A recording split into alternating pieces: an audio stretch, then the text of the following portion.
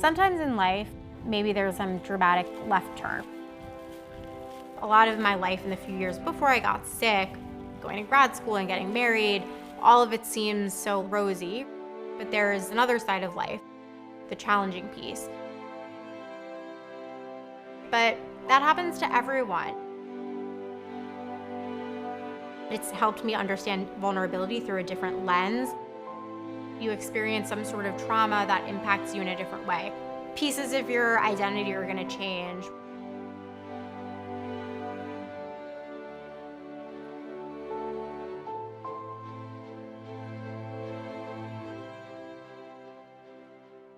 They'll come back here to transition, and the race will culminate with a 10K run.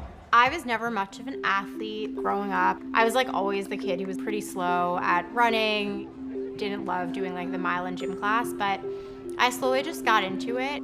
The apartments I lived in were all pretty close to the East River, and so it was just really easy to like pick up a pair of running shoes and like go running on the East River. And then, you know, that turned into 5K, which turned into half marathon, which turned into a marathon. I think it was a good lesson for me, especially like just picking up endurance running of, hey, just because like you don't think you have natural talent at something, give it a shot and like persevere and push through. And I often found, you know, the first 3 miles were the hardest, and then after that, it was just like rhythm for me. Yeah, baby. People don't realize how important your lumbar spine and your SI joints are until something goes wrong and you're like, oh. I just need a hot minute to like compose myself. This like part of your body that is like holding you together and like makes it possible for you to like walk and run and like do all these things. As I got a lot out of just learning about other people's stories, I became a little bit more comfortable sharing a bit of my own journey. In the summer of 2018, I got this bad virus that came out of nowhere.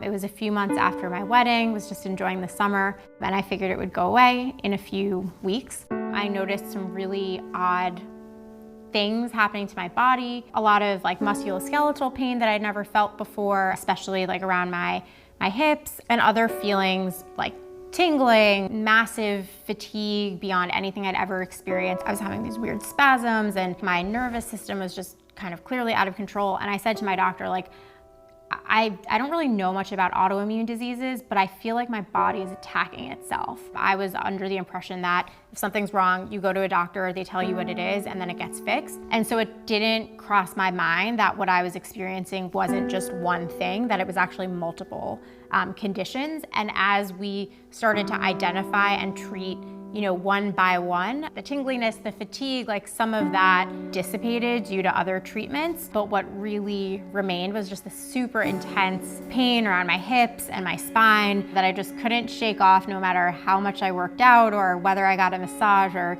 you know, whether or not I ate gluten. It just got to a point where I had to take a step back and realize you have to keep asking questions. You have to keep pushing on this because something just feels off.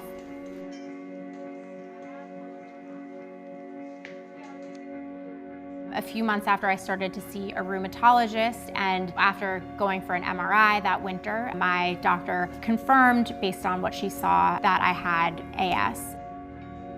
AS is an inflammatory autoimmune condition in which your body attacks the spine, SI joints, your hips, and sometimes other parts of your body.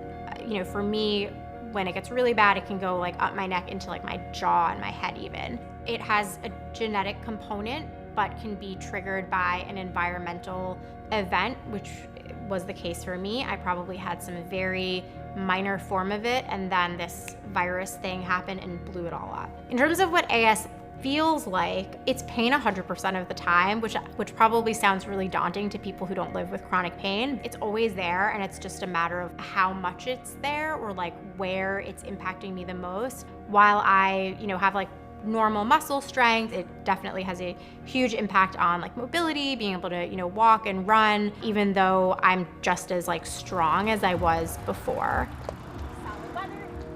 I have definitely had moments of anger. I definitely spent, you know, weeks and months grieving my former body and being like, damn, you had it good. Like, you didn't even know you had it so good. And I got to a point where I realized, like, you have a progressive disease and you're not gonna be able to like be a distance runner ever again. I've gotten into triathlon, but like in my racing chair, and have just as much fun. Just being able to run, just doing it in a different way. Get out there, we'll catch you at the end. Feeling those moments where you're in like a little bit of a speed vortex, the moments where I was just like, you know, tucked in on the bike or in my chair, everything like racing past me, cheering, just sensory overload, but like in the best way. In retrospect, I'm glad that I allowed myself to have that anger, that grief.